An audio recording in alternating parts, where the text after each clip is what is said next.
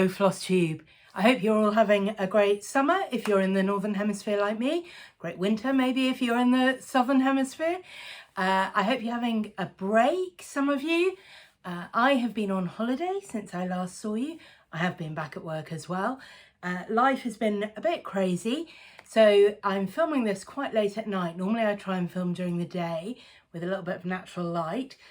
This is quite late in the evening, but I'm about to be away again for work this time for a week. So I just thought if I don't film now, I don't know when I'm going to get to it. So, and I have a lot to talk about. So hope you have got a cup of tea. I've got a cup of tea. I hope you have got some stitching to do, and I hope you're ready to hear about all the things. So I've got a list. In fact, it's that is how serious it has got. I've got a list, and the first thing on the list is a fully finished object, and this is quite exciting because this is also a start and finish. I don't think I had started on this. I'm pretty sure I hadn't last time I was talking to you, although I know I had started working on the design of this. So I am planning to start selling cross-stitch patterns. Quite excited about this. PDF charts only at this stage, and I've got a number of things that I'm working on to try and launch together in my Etsy shop with a few other things. There will also be in that Etsy shop, by the way, a couple of knitting patterns. I have 2 or 3 knitting patterns available on Ravelry. Mostly they are free patterns, but there are a couple that are paid patterns. And ever since the great Ravelry accessibility debacle, I have been meaning to think about putting those patterns so they're available somewhere else that doesn't make people ill when they look at the screen. So they will also be in the Etsy shop, but I'm planning that there will be a small range of cross-stitch patterns. I think there will be a version of Carmen, the reproduction sampler that I did earlier this year. I'm going to put those charts together in a way that makes more sense if you're not doing it in the stitch along sections, and have that available. Probably that will be not for free. So the free version will still be available on the blog, but if you want it in a sort of better finished, better produced PDF all together in one place, that will be available for a small charge. But one of the things I plan to have is a series of, I think there will be 3, which I'm calling my medieval menagerie. So in medieval manuscripts, often there are the most extraordinary, weird and wonderful designs of some things which are vaguely recognizable as animals, and others where you just think, I just don't know what you're on. So I've designed one and finished it, and fully finished it. I've designed the second, which I have started work on, and the third one is just in my head. So this is the first one. If you're on Instagram, you will have seen this. Oh, this may not be the easiest thing to show. It's a pillow and it's actually quite big, and I've stuffed it with walnut shells, and so it doesn't, there we go, let's try that, lie very flat. Anyway, these are 3 versions of animals found in medieval manuscripts, different manuscripts. One of them is 13th century. I can't remember the rest. In the actual pattern, I'm going to put a little bit of background about where you can find them. But you can see each of these is sort of vaguely cat-like with a shell, like a snail shell. And the sort of bigger genre of this in the medieval manuscripts is things with snail shells. So horses or dogs, or even people with snail shells, and it's maybe an indication of being slow, but it's a bit weird. Anyway, I've given mine nicknames. So we have here Grumpy Cat Snail, Cat Snail Nice but Dim, and Malevolent Cat Snail. So that's the pattern. It's charted. I've stitched this 1/2 on 40 count linen, so it's come out, you know, this is not that big. It's about 6 inches by 7 inches, something like that. I worked it out so that if you stitch it on 40 count or 20 count Aida, it will fit in an A5 picture frame. So if you wanted to frame them, that would be relatively straightforward. I've also charted, and you will get this along with the pattern, one of these so that you could stitch on its own as a small, and yeah, and that sort of fits together nicely. So when I get to the point where I'm ready to release these, I will go through all the detail of that.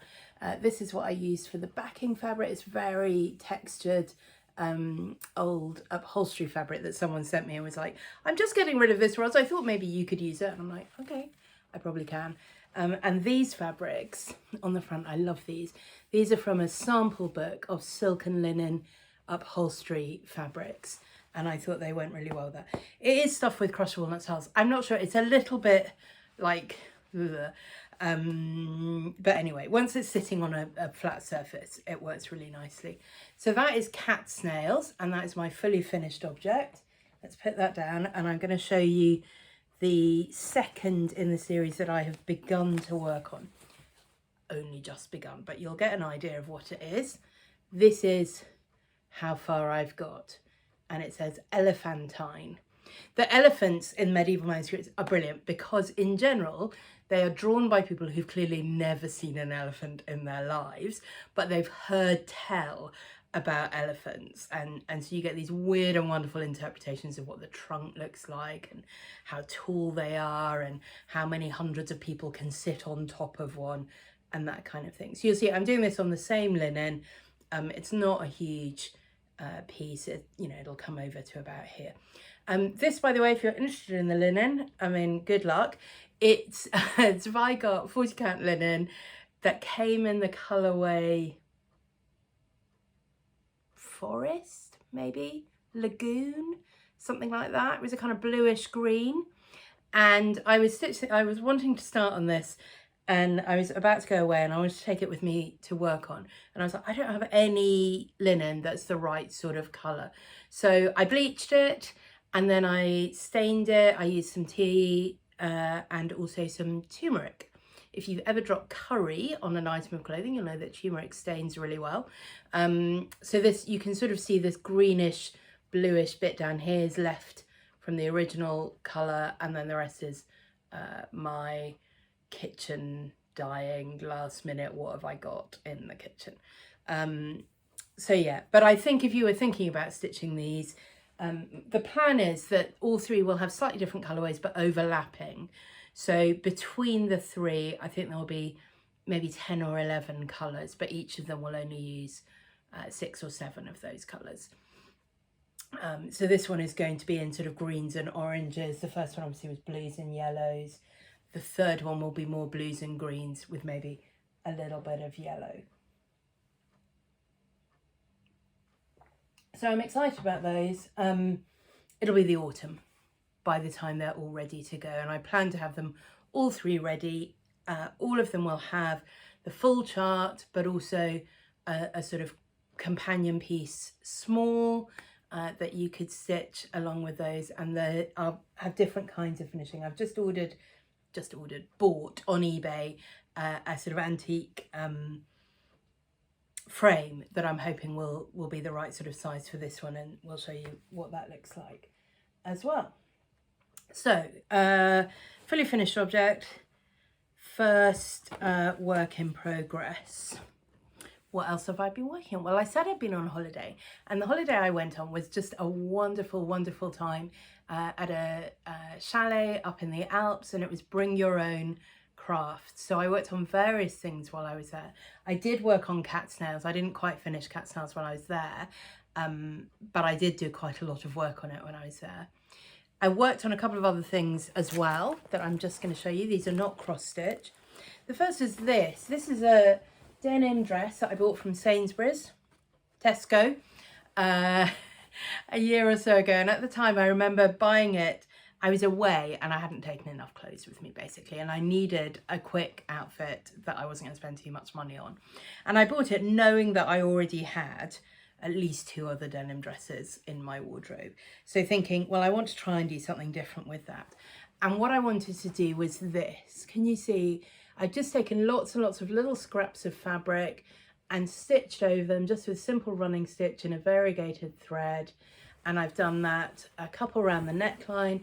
I also recut the neckline because it was quite a high neck and I wanted something that was a bit lower. I've done a patch here. This is on the elbow of one of the sleeves, and then down here against one of the pockets and on one of the pockets and at the hem.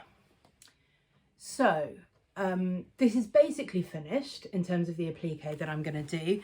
Obviously it needs ironing, and I do want to go back and put a facing on the neckline. I didn't do that while I was away because I didn't have the right fabric with me, but a facing that will just neaten up this neckline here. So maybe what I'll do, I probably won't do it before this video is done, but at some point, maybe if you check my Instagram feed, I will take a photo wearing it when it is fully finished. But anyway, that was really fun to do. The stitching itself was very straightforward, and the real fun was just going through loads and loads of scraps. Yeah, I love this one, this little teacup here. I have been working on a quilt, which I've talked to you about before, and I haven't got with me to show you at this point. A quilt in Tula Pink, Curiosa and Curiosa fabrics, and I've done all the cutting for that quilt, and I've been very good at making myself put all the scraps in the bin rather than save them. And then I thought, oh, I'm going to do that project, find myself taking all the scraps out of the bin, but you know, so like that teacup is from that quilt. Yeah, anyway, talking of tiny scraps, the other thing I did while I was away was use a lot of tiny scraps to make this. So this is a textile representation of my holiday. It is an Alp with a lake at the bottom, and if you look very closely in the lake, I don't know if you can see that, that is me swimming in the lake with my pink hair. Also on the holiday there were lots and lots and lots of hollyhocks just sort of growing wild by the sides of the road, so I've included those. There are also lots of butterflies and dragonflies in the garden. I mean, they're not to scale, obviously, but they're there. In terms of the Alp itself, what I did, and I just warn you now, if you start doing this, you will never ever throw any fabric away ever. Please don't do that. Please don't blame me if you do that.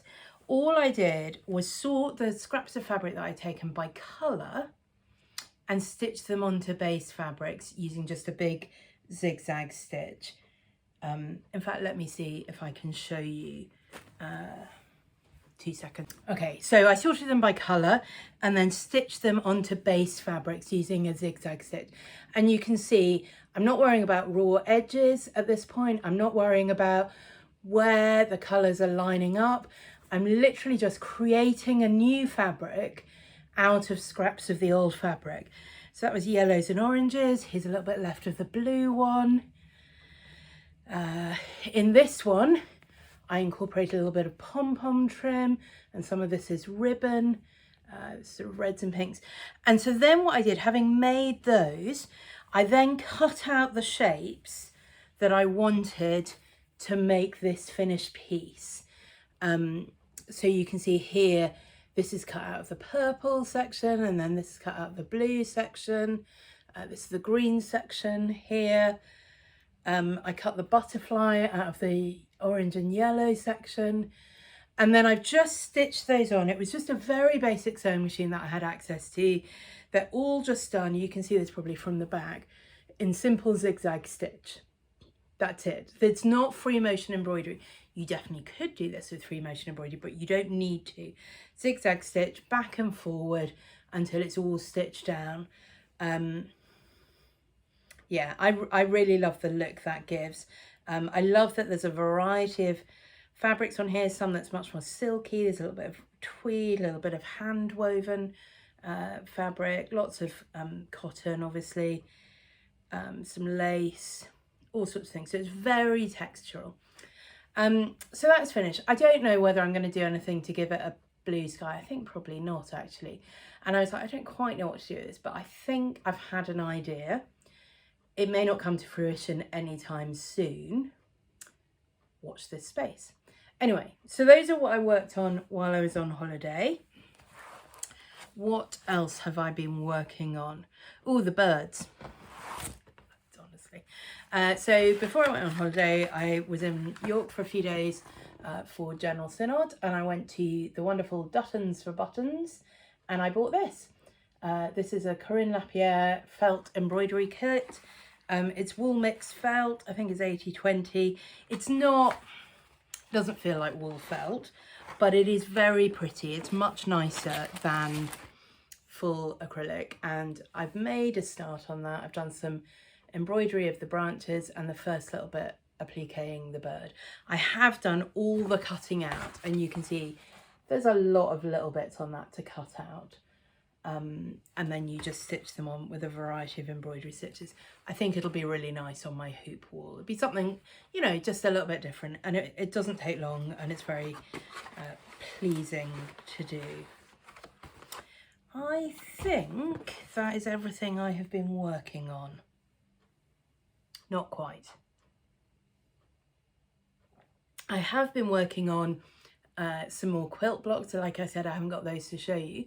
But I have also been doing a little bit of dressmaking. Ta-da! Yesterday I went out to my sewing room and I made this, and I'm super pleased with it. I've had it on my pile to make like all year basically. It is the So Liberated matcha top. It's got these sort of shoulder bits here, and then this stand-up collar, and the front and the back are gathered into this collar. So it's a really loose, swingy sort of top. I really like the neckline that's sort of open but not too open. I like that it's not a fold down collar, because they always get messed up when I wear them. I did add, I thought the only thing that I couldn't find anywhere in the pattern were instructions about finishing the sleeves. So there's instructions about a facing if you're doing the sleeveless version, but I couldn't find any instructions about finishing the sleeves. And I assume you were supposed to just do a sort of finish and turn over hem. But anyway, I added a little cuff, and it's only a very slight gather, but just slightly gathered the sleeve into the cuff, and I'm pretty pleased with how that has turned out. I did think about doing an elasticated cuff, but the sleeves are not that huge, and yeah, so I like that. I do think I am going to make more from this pattern, and if I do make more, I'm not sure, I might do different things with the sleeve. But yeah, I'm very pleased with it. I cannot remember for the life of me where I bought this fabric from, but I really like it. It's yeah, it's a woven stripe rather than a printed stripe, and it's lovely. Right, I think that really is everything I have been working on. Let me just check. Yes. So I talked about plans for the shop, and I am planning those. There are a couple of other things I'm planning to include in there. Like I said, I'm hoping that it will be open in the autumn, maybe September, October sort of time. So I'm also working on 2 little Christmas designs that will be available then. So there is quite a lot of designing and stitching going on. I'm not going to keep it all completely secret. Like I said, you know, you've already seen the 2 things I'm working on. I might keep the Christmas designs under wraps for a little while maybe, but they are certainly in progress. The other thing which is in progress, but I don't think I've worked on since I last saw you, although I think I'm going to take it with me this week and maybe try and get some more progress on it. I can't remember. I don't think I've worked on it, but maybe it looks different. This is the skein roll from Doreen Jones in the latest, no, not the latest, in the August edition of World of Cross Stitching magazine. And it's a repeating pattern. So it'll be done 3 times is how many you're supposed to do it. I'm not sure. I was thinking I was going to incorporate her other sort of pattern in the set and do that, but I'm not sure I will. I think I might just repeat this pattern. I'm doing my own colours and really enjoying those. This is 28 count blue spruce. Zweigart even weave. And this leads us very nicely into haul, because so in the magazine, the finishing on this, I mean, it's fine, but it's not the most useful for me. It's just, the idea is you just stitch 2 bands of elastic and then you can tuck skeins of floss into it. It's fine. But I have purchased, I was going to do a whole thing, and then I found this on Etsy, and I will insert a picture just here. This is the stitching buddy from Rosie Taylor Crafts, maybe, on Etsy. And I probably will make 1 or 2 adjustments to this, but I really like it. I like how it's got the bobbin holders. There's that pocket in the middle where she's got a little hoop, but I would probably just put my stitching folded up and maybe the pattern folded up. I want to add a little place that's like a thread catcher just with a piece of felt. But I think her instructions to this are very good and very clear, and I think it will work really nicely with the Doreen Jones pattern on the outside. So I bought that. Also at the same time, I bought the Rosie Taylor Fair and Square bag. I thought that looked like actually a really nice little bag to take stitching in. Obviously it would fit the stitching body in as and when I finish that, but it's also got plenty of room for other things as well to include in there, because I am going on a stitch retreat. So I wanted to have something that I could easily take things to stitch with me and also show off a little bit. So I'm going to the Stitch in London retreat. This is organised by Stitches and Diamonds, Marie. It's going to be in Watford rather than central London later this year in October. It's all the information you can find on her channel. I will put a link, Stitches and Diamonds. I don't know whether registration is still open. I think it might be. There was a sort of pre-registration so that she could confirm that she had enough people signed up to make it financially viable, which she has definitely got to that point. And if you're on that list, she will be sending out invoices in the next week or 2. But I think you can still put yourself on the list. I will put the link and you will need to check. It's a case of organising your own accommodation and meals, and then she has organised the stitching room at a hotel in Watford, and you know, we'll be doing all the organisation for the event. I'm really excited. I think I'm excited. No, I am excited. I think I'm always a bit nervous about going to these things. I don't really know anyone who will be there. Sometimes you meet people and you just click and it's really great because that's what you have in common. And other times you go and you feel like the outsider sitting on the edge. If you're going, please come and be nice to me, and then I won't feel like the weirdo sitting on the outside, not knowing anybody. Anyway, Stitch in London, October. I can't remember the date. It's a weekend, Friday to Sunday, which is good because I have Fridays off. So I will probably be there for the whole thing. Yeah. So yeah, Rosie Taylor's Stitching Buddy Fair and Square bag. My plan is to have those finished by the time that retreat comes around.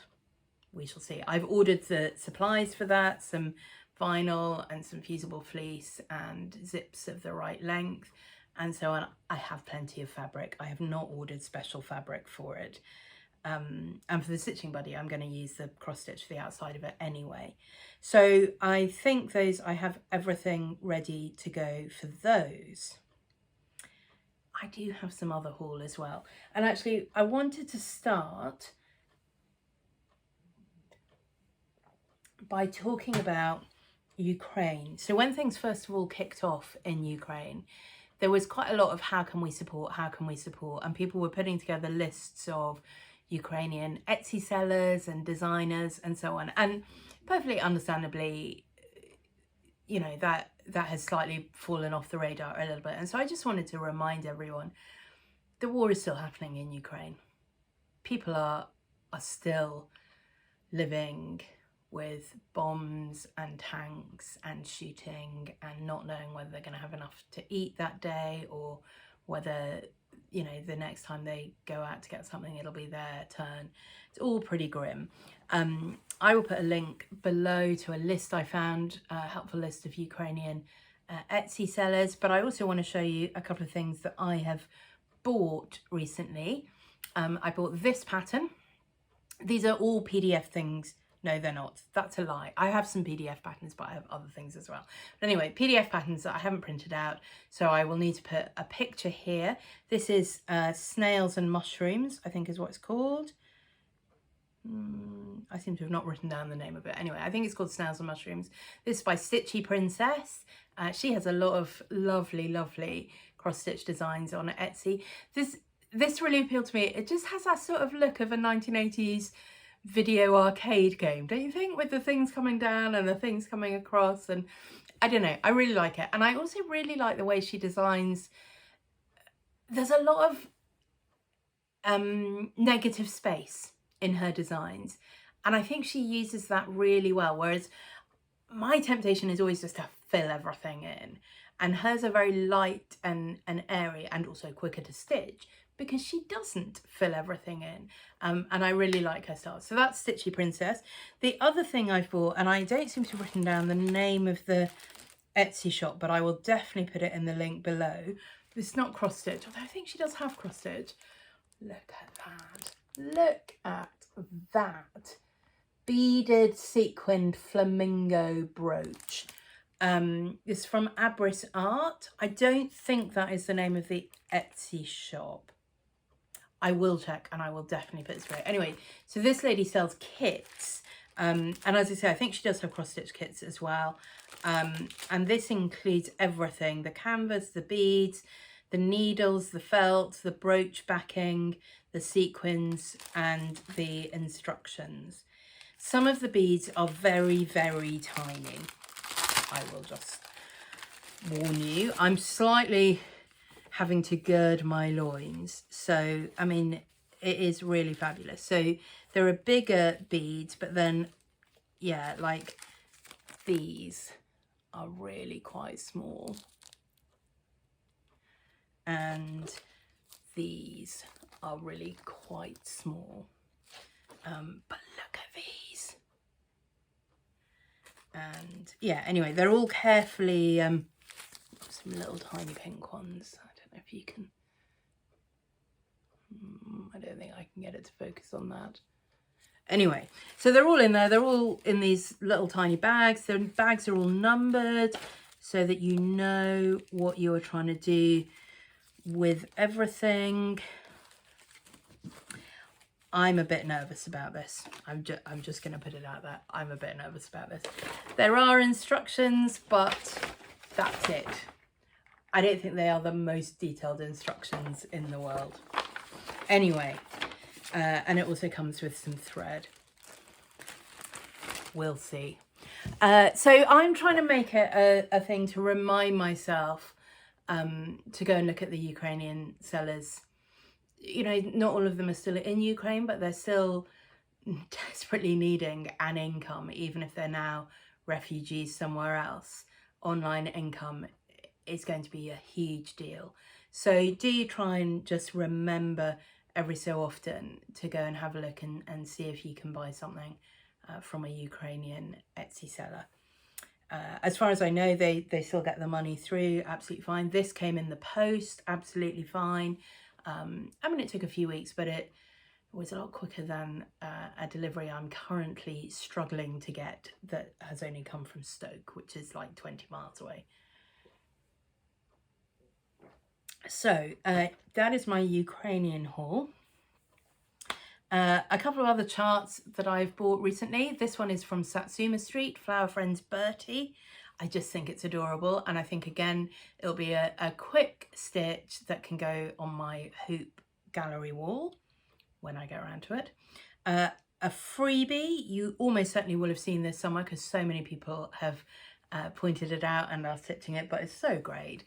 Please enter your pin from Puntini Puntini with the little pin cushions, and you could obviously stitch this up and sew it into a pin cushion, and that will be adorable. I don't know when I'll get around to that, but you know, while it's free, download it. Chatelaine. Have you seen people stitching chatelaine kits? I mean, they are extraordinary. So there are designers, aren't there, which you just think you've got to really be a special sort of person to stitch a heaven and earth design with 350,000 stitches in it, or a long dog sampler, or a chatelaine kit, I think, or a mirabilia or something like that. You know, those really big long-term commitment things.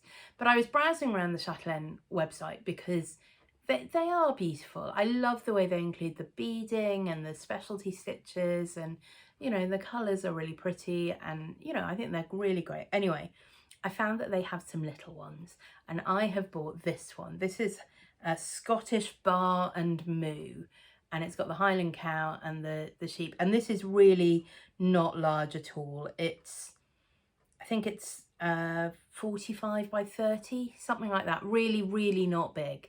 And very manageable. So I'm going to have a go at that at some point. What else? Oh, needles. I was just going to mention this because I have been struggling a little bit to find places that sell size 28 cross stitch needles.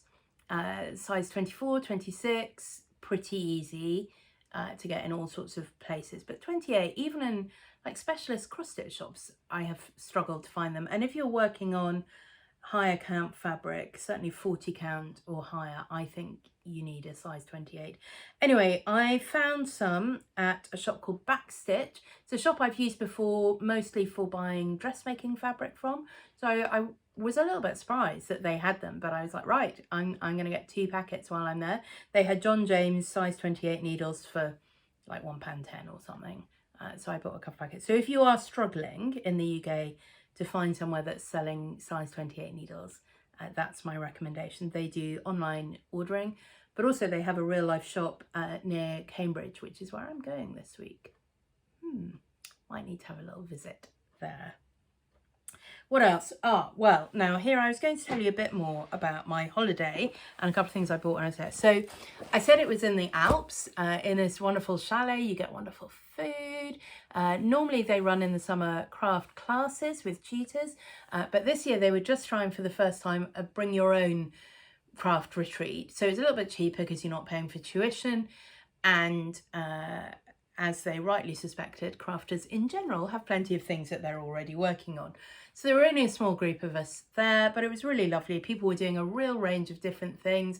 I'm going to put a little bit of video footage at the end of this video so you can see some of the things people were working on, different kinds of embroidery, woodworking. One lady was there writing a novel, and I was doing all sorts of bits and pieces.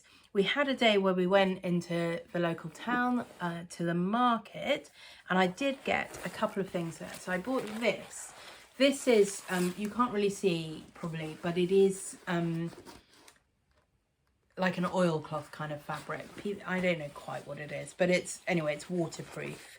It's not like shiny, thick PVC. It's got some drape to it. Anyway, this is enough to cover my table when I next need to cover it, and I just thought that was really beautiful, and it goes really beautifully in my house. So I was very pleased with that. I think it was 18 euros. It's pretty reasonable. And the other thing I bought were these are shoelaces, and they're 10 euros, which is quite a lot of shoelaces, but they're made out of Liberty lawn. I mean, they're lovely.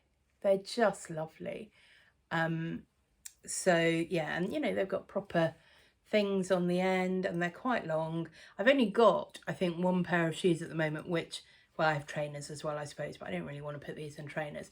I have 1 pair of shoes which takes a shoelace, but these will look really nice with it. I mean, I know I could make them, although I don't know that I would be very good at putting the ends on, but I'm very happy for someone else to have made those for me. So those are the things that I bought while I was on holiday. That's everything I've been working on. There's some stuff there about what I plan to be working on. I think that might be everything. As I say, I'm going to end the video with a little bit of footage from the holiday, and I will be sure to include in the links below where you can find, it's called the Alpine Experience, so you can find more details about that. A lot of the classes they run are very fine needlework, fine embroidery, lace making, but also, so I went there a number of years ago to do a textile art class, which was so much fun. And then, as I say, they've started doing these bring your own retreats. So you could definitely go and just take cross stitch or knitting or crochet or whatever you're working on, really. I was able to borrow a sewing machine when I was there, so I could have even taken dressmaking if I'd wanted to. Yeah, whatever you want, really, whatever you can carry the kit for in your luggage. Like I said, there was a couple there, as an older couple, and she was doing embroidery, and he had brought some wood carving to do. He was carving little gnomes and animals and stuff, so all sorts of things, and it's so lovely and relaxing. They meet you at the airport, and from then on you basically don't have to make a decision for the whole week. The biggest decision you have to make is what you're going to have for lunch. So dinner is just what it is, unless you've got dietary requirements, but lunch you get to choose the night before from a range of sandwiches or salads or soups, and I had gazpacho every single day so that I didn't have to even decide that. That's what I had, and it was just the most wonderful thing. So I'm hoping to go again next year as well. I will be back hopefully quite soon. I'm going to try and record immediately after this my next magazine review video, so that will be coming up shortly, and then hopefully I'll be back in a couple of weeks' time with another normal Flosstube. Thank you so much for watching. It's always really fun to share some of the things that I'm doing with you, and I'd love to hear from you about the projects that you're working on. Have you ever been on a crafting holiday or a cross-stitch retreat? Would you recommend it? I mean, I'm slightly signed up and committed now, so please don't tell me if it was awful. Are you coming to Stitch in London? That would be exciting. Tell me if you are, and tell me that you'll be nice and be my friend. That would be really great. And I will look forward to seeing you next time.